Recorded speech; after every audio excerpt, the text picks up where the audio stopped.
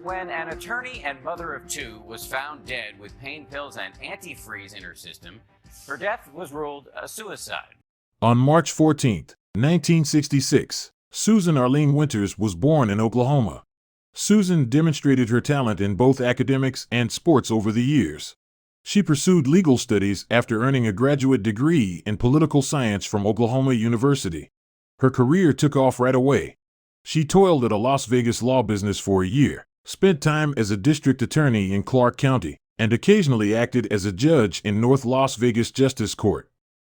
Susan was a woman who had achieved great success in her career, but alongside her professional accomplishments, she also held a strong desire to start a family.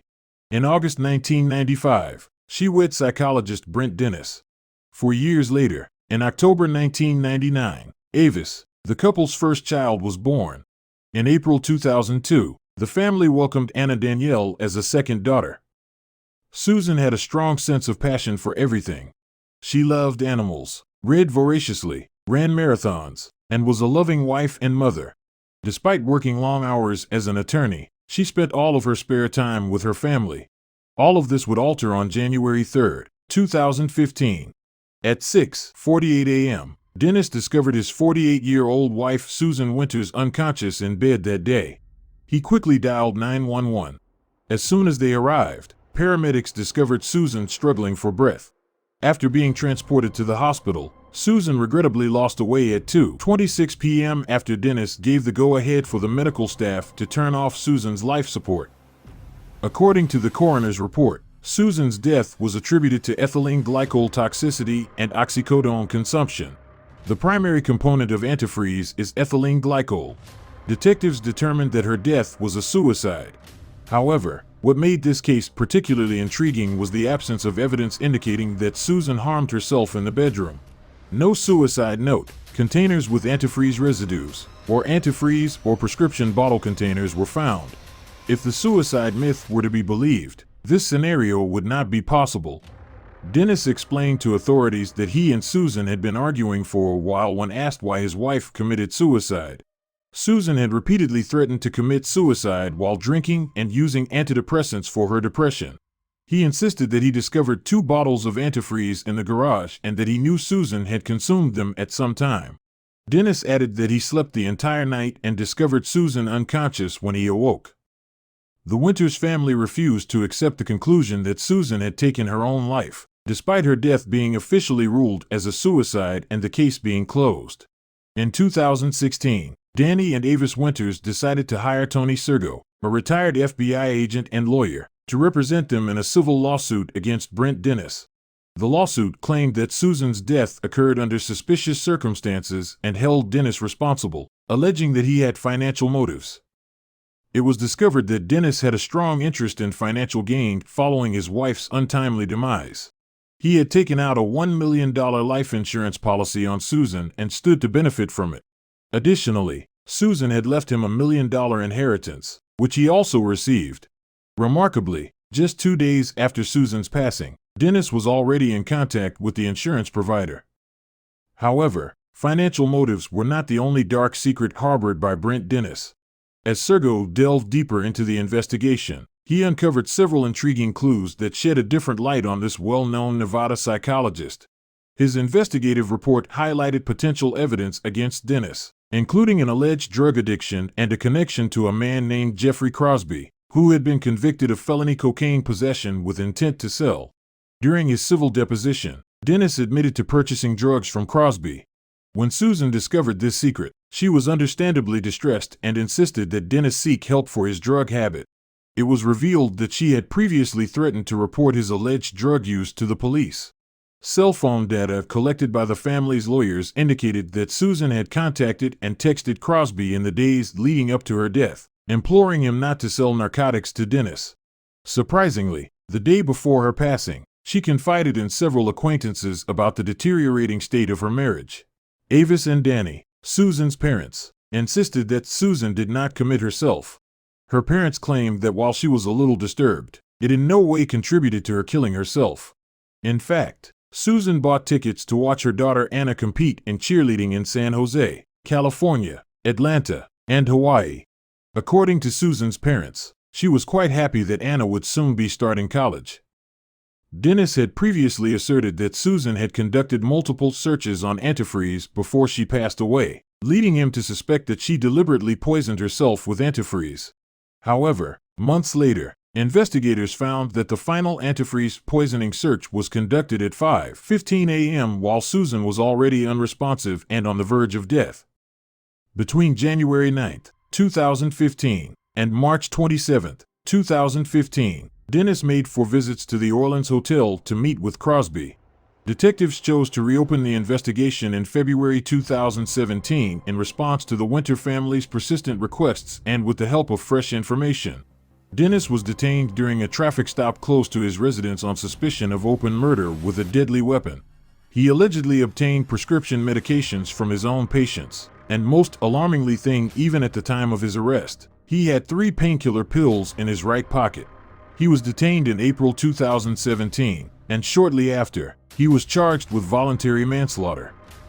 Following Dennis's arrest, Susan's cause of death was altered from suicide to unknown. Dennis entered an Alford plea and remained free on a $250,000 bond, acknowledging that the prosecution has enough evidence to prove his guilt while denying it. For years after the tragic death of his wife, Dennis was finally sentenced to 3 to 10 years in prison for the unfortunate event. The verdict has the Winter family feeling relieved, although Susan's kids, who are now 22 and 20 years old, supported their father's testimony in court. They claimed that their father did not play any part in the passing of their mother and just filed the Alford plea in the case to avoid heavier punishment. On October 8th, one of the coldest days in Klamath County, Oregon, a startling call was received by the Klamath County Sheriff's Office. At approximately 5:30 p.m., a man who was cutting firewood near the lake on Dead Indian Highway stumbled upon 2 lifeless bodies in a wooded area. When detectives got into the area, they discovered the male and female teen victims' dead bodies concealed beneath bushes and trees. Both individuals had sustained several headshots from firearms. 19-year-old Kirk Wiseman and 17-year-old Cynthia Freyer were the victims. People were astounded that a double homicide could take place in Klamath County, which appeared to be an abduction and murder by an outsider. They were both found to have suffered several head wounds from .22 caliber handgun shots. There was also a letter that Cynthia wrote to her mother detailing her aspirations and all the things they had accomplished before she passed away. However, she was unable to send it to her mother. Cynthia had been the victim of sexual assault. When authorities tracked Kirk and Cynthia's movements prior to the murder, they discovered that they had no ties to the regions in which they had been traveling in Washington and Oregon, and that they had intended to travel to Crater Lake, a location that Freyer had long wanted to see. As the investigation into their disappearance in September 1978 progressed, authorities also learned that the parents had spent the night at a Roseburg motel the night before they disappeared. A person who claimed to have dropped them off at a Grants Pass restaurant later picked them up. Sadly, despite a thorough inquiry into that person, nothing ever materialized. Regarding this double homicide, no more suspects were ever identified. Numerous persons have been questioned throughout the years, but none have ever been formally charged. The investigation quickly became inactive and remained so for almost 40 years. 2018 saw the delivery of pieces of Cynthia's clothing to the crime lab in Bend run by the Oregon State Police, where forensic experts were able to get the DNA of an unidentified male. The Cody's database was then searched using the unknown male's DNA, but no match was found. Then, the detectives made the decision to try their luck with the newest genetic genealogy technology, so they sent the DNA sample to Virginia-based Parabon Nanolabs, a forensic lab. A genealogical website received the unidentified male DNA sample. The summer of 2021 came quickly, and a possible match was found. Ray Whitson Jr. was named as the suspect. Investigators found that from 1976 and 1982, Whitson resided with his family in Klamath Falls and worked at a timber company. The 2 bodies discovery site was one he was familiar with. Although Whitson had a criminal history, the Cody's database did not include any records of his DNA. It was finally time to catch the bad guy after all these years, but sadly it came out that the suspect had passed away in 1996. When his children were contacted, they agreed to give a DNA sample, and it was subsequently determined that the DNA discovered at the crime site did indeed belong to their father, Ray Whitson Jr. Detectives still felt it was important to provide answers to the families of Freyer and Wiseman and eventually provide evidence to the families of the victims, including the handwritten letters, despite the fact that the case was immediately suspended because they knew the suspect had long since passed away. There's been a dramatic twist in a historic Sydney cold case with the man accused of throwing Scott Johnson off a cliff more than 30 years ago, convicted of his murder. On November 27, 1961, Grant and Barbara Johnson joyfully welcomed their son, Scott Russell Johnson, into the world in Los Angeles. He was the third kid in the family, so his older siblings, Terry and Steve, would always spoil him. After relocating to Colorado, their parents divorced in 1970, and the siblings continued to live with their mother. After that, the father largely disappeared from their life, yet despite these challenges, Scott and his siblings managed to thrive by sticking together. Scott was a gifted student who excelled in mathematics. As a freshman in high school, he even enrolled in college-level courses. The California Institute of Technology then accepted Scott. He spent a year at Cambridge University in England in 1983. Scott began dating Michael Noon, an Australian student pursuing a PhD at Cambridge University, in January of 1984. Scott had to go back to the U.S. though by that summer. After returning home, he cheerfully discussed his friendship with Noon with his brother. He traveled to Australia in 1985 after receiving a full scholarship to pursue a PhD in mathematics at the Australian National University. After months of being apart from his lover, this talented young mathematician finally had the chance to meet them in person. In 1987, Scott submitted an application for permanent residence based on his friendship with Noon. The Department of Immigration informed Scott on the following year, specifying that he would be qualified for permanent residency as long as their relationship remained sincere and ongoing until March 10, 1989. But things did not work out, and Scott and Noon parted ways while remaining friends. On Saturday, December 10, 1988, a guy and his 13-year-old son went spearfishing at Bluefish Point early in the morning. The son saw a dead body at the base of a cliff as they got closer to the area. A little over 200 meters to the north of Bluefish Point, it was laying among rocks. As soon as they learned of the find, investigators rushed to the location. At the bottom of the cliff, the dead male was discovered laying there naked. At the peak of the cliff, his shoes and clothing were discovered, both neatly folded.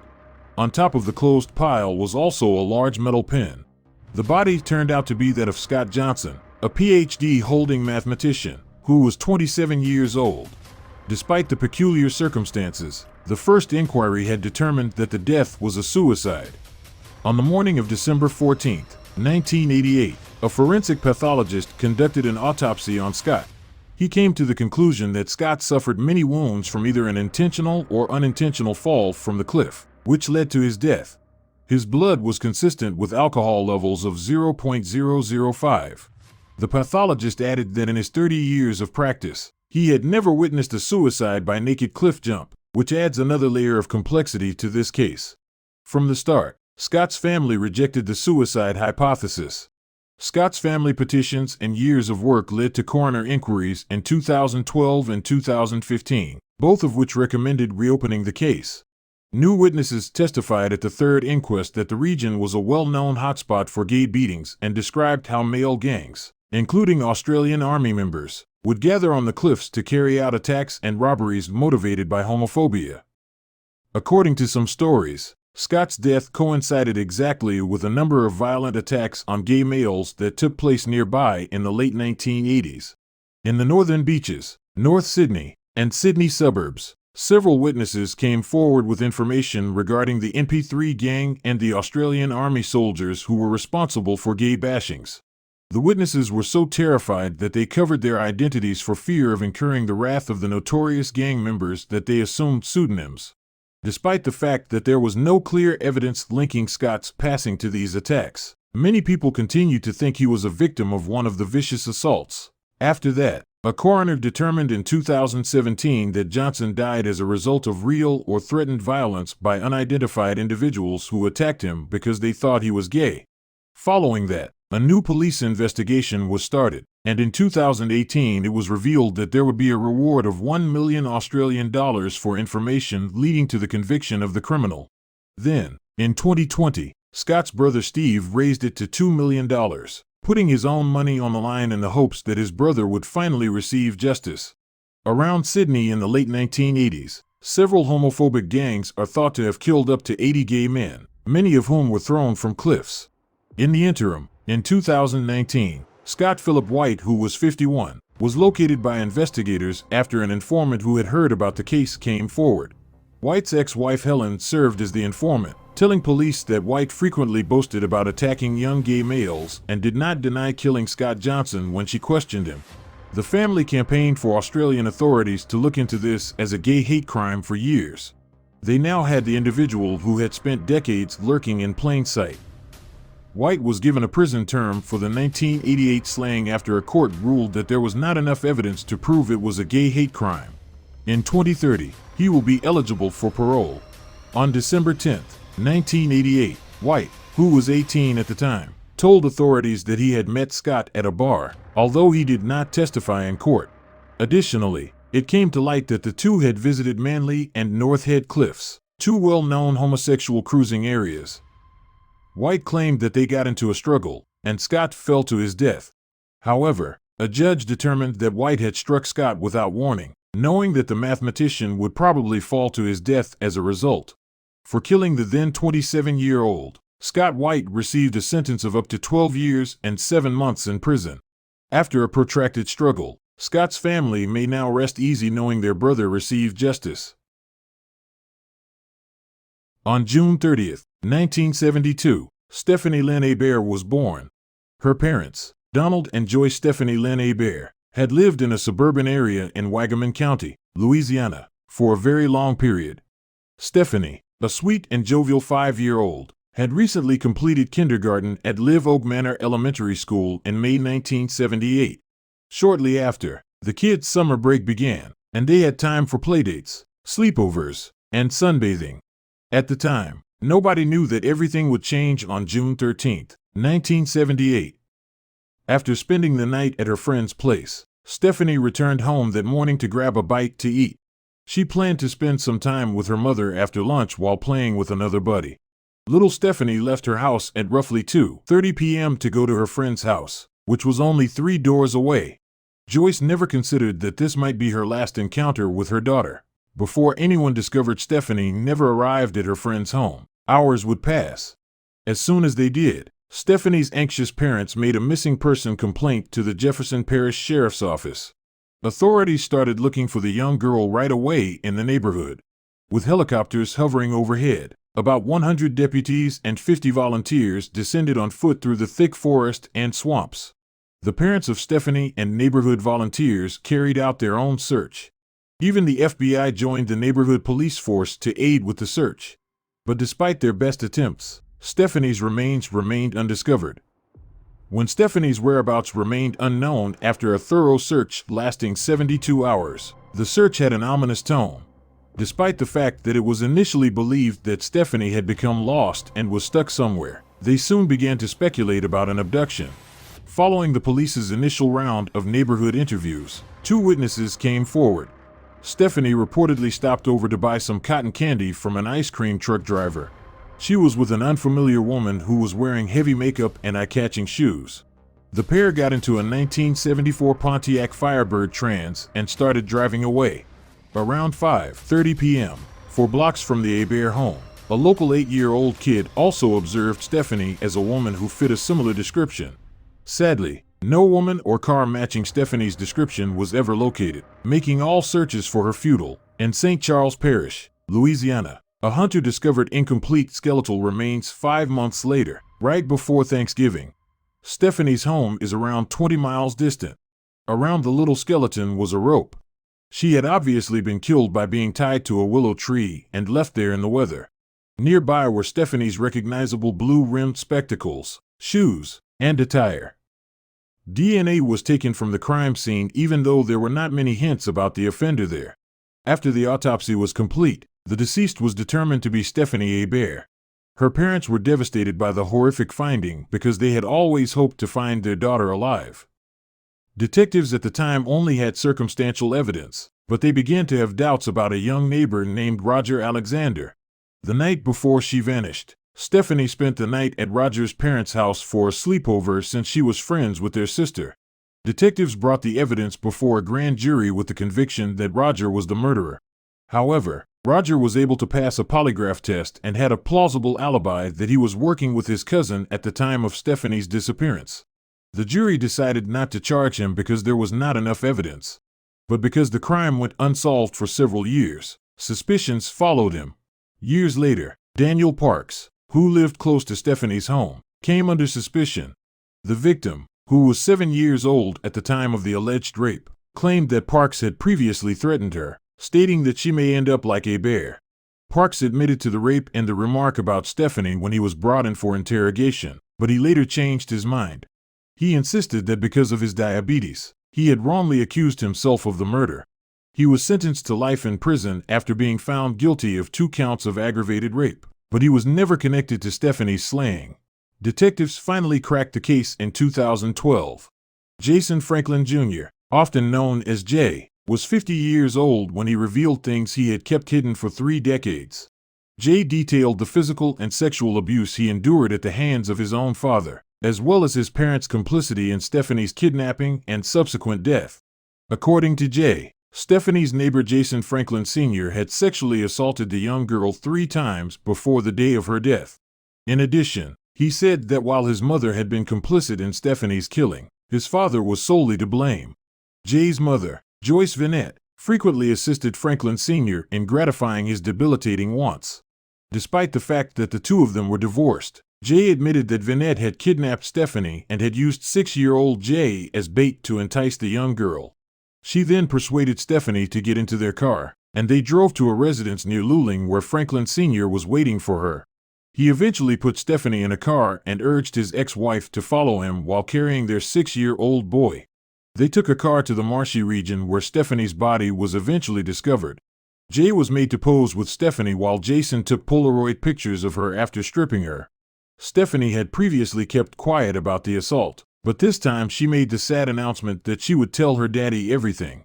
Then, as Jason and his mother backed away, he saw his father encircling Stephanie and tying her to a tree. Jay even guided detectives to the precise location of Stephanie's discovery. He claimed that he waited until he was 50 years old to come forward because he was so afraid of his father. After Jay's testimony, the police would not make an arrest until 6 more years had gone by while they worked to gradually compile evidence against Jason. Vinette called her son a liar and denied any participation in Stephanie's death. Finally, in 2018, Jason Franklin Sr., 76, was detained and arrested from his Massachusetts residence before being returned to Louisiana and accused of killing Stephanie. Along with Hebert, he was also charged with raping 2 other children between the ages of 3 and 7. The 2 other occurrences took place between 1975 and 1977. Due to a lack of evidence, Vinette would not be prosecuted for Stephanie's kidnapping and murder. After decades of seeking justice for their daughter, the arrest gave Stephanie's parents, Donald and Joyce, a feeling of closure. In 2020, they both passed away. Justice was on its way as the case abruptly came to an end in January 2022. While incarcerated, Franklin Sr. passed away from a respiratory condition. Detectives finally put an end to this 44-year-old cold case in June 2022 after the key witness Jay was killed by a drunk driver. With breaking news out of Georgetown County as we continue our live team coverage as Brittany Drexel's killer will spend the rest of his life in prison. On October 7, 1991, Brittany Drexel was born in Rochester, New York. Don married Chad Drexel, a military man who had adopted Brittany and treated her like his own daughter, not long after she was born. Chile, a Rochester suburb, was home to the family following Chad's discharge from the military. Drexel's right eye was born with persistent hyperplastic primary vitreous, which clouded her vision. Brittany had to have many surgeries to treat this disease, and she lost sight in that eye. She used contact lenses that gave her a distinctive appearance, covering the wandering eye. Despite her short size and eye issue, Brittany was a vibrant person. She cherished playing soccer. She fell in love with cosmetology in her late teens and aspired to be a model. In April 2009, Brittany asked her mother for permission to go on a trip to Myrtle Beach, South Carolina, with her boyfriend and a few friends during spring break. Since there were no accompanying adults on the vacation and she did not know the teenagers well, her mother declined. You can call it mother's instinct or anything, but she also got a feeling that something negative would occur during that trip. The mother and daughter began arguing as a result, and the arguments lasted for several days. On April 22, 2009, Brittany finally got her mother's approval when she requested permission to spend a day or two at a friend's house to decompress. However, Brittany skipped alerting her mother before traveling to South Carolina with the other pupils. Brittany and the other girls arrived at the Bar Harbor Hotel in Myrtle Beach on April 25, 2009. One day, Brittany called her mother to let her know she was at the beach, but she did not say which one. Brittany's mother misunderstood and thought Brittany was referring to a beach near her friend's house by Lake Ontario, where she was planning to go. Later that evening, at around 8 o'clock, Drexel went alone to the Blue Water Resort to visit a close friend who was staying there. Security cameras caught her entering the Blue Water Resort. She was sporting shorts, a black and white tank top, flip-flops, and a beige purse. The cameras caught her departing at 8:45 p.m. Brittany was continually exchanging texts with her boyfriend, John Greco, who had stayed in the Rochester region due to business obligations, throughout the day. Around 9:15 p.m., her texts abruptly ceased. Greco waited for Brittany to react, but when she didn't, she started calling her friends in Myrtle Beach to see if they knew where she was. Greco had no choice but to call Brittany's mother to tell her the truth after hearing nothing from her. When Dawn learned that her daughter had lied to her in order to visit Myrtle Beach, she was shocked. But since no one could get in touch with Brittany, there was no time to harbor resentment. Dawn tried calling and texting Brittany's phone several times, but she did not get a response, so she called Chad and then the Rochester police, thinking they could get in touch with their South Carolina counterparts. Police in Myrtle Beach started hunting for Brittany the next morning. They quickly discovered the buddy she had visited on the Blue Water Resort's CCTV footage. Peter Brazowitz, a 20-year-old nightclub promoter whom Brittany knew from the Rochester region and who was also on vacation at Myrtle Beach, was the last person to see Brittany before she left. Apparently, the previous evening, Brittany and he had met up at a nearby club. He and the acquaintance who was staying with him were questioned by police, but no person of interest was found. According to the cell phone records, Brittany's phone showed a signal 7 miles south of Myrtle Beach, just 30 minutes after she disappeared. 2 hours later, her cell phone rang once again. It was located 50 miles south of Myrtle Beach in the community of McClellanville. After that, both the phone and the case stopped working. Extensive searches would turn up nothing of Brittany. 7 years after Brittany vanished, in 2016, there would be a significant development in this case. Taquan Brown, a prisoner in South Carolina serving a 25-year term for manslaughter, claimed to have seen what happened to Brittany. In the vicinity of where Brittany's mobile phone last pinged, he said that she was sexually raped, pistol whipped, and shot dead by a group of guys led by Timothy Deshaun Taylor. Brown also said that they dumped Brittany's remains in an alligator-infested swampy region nearby. However, Taylor refuted each of these accusations. Again, there was insufficient evidence to bring charges, so the investigation was closed. In addition, Brittany's family had grown discouraged about ever locating her over all those years. However, Brittany's case ultimately made progress in May 2022. A 62-year-old guy named Raymond Moody made this admission. In response to a charge of obstructing justice, Moody, a recognized sexual offender, surrendered to the Georgetown County Sheriff's Office. He was a suspect when Brittany vanished in 2012, but nothing came of it. On May 4th, Moody admitted to the crime and gave the location of possible remains. On May 11, human remains were discovered that were buried in the woods off a private gated drive outside of Georgetown. Those remains were recognized as being those of Brittany Drexel following a medical investigation. On the morning of April 26, 2009, it was discovered that she had been killed by being strangled and then buried. The most unfortunate aspect of it is that Raymond served 21 years of a 42-year sentence for kidnapping and rape before being released from jail in 2004. As a result, Brittany would still be alive today if he had completed his term. As Brittany's family mourns her passing, Raymond Moody has been detained and accused of her murder. It is crucial to provide grieving families closure. It is critical to restrict these monsters' freedom of movement. Dawn, Brittany's mother, is currently working to reform the regulations that allowed a dangerous predator like Moody to be released early. She thinks that because these predators can do such damage, it is not right to let them roam free in society. She actively participates in promoting change and assisting other families who are experiencing similar difficulties. These tragic incidents serve as a reminder of the value of being watchful, communicating honestly, and banding together as a community to protect our loved ones.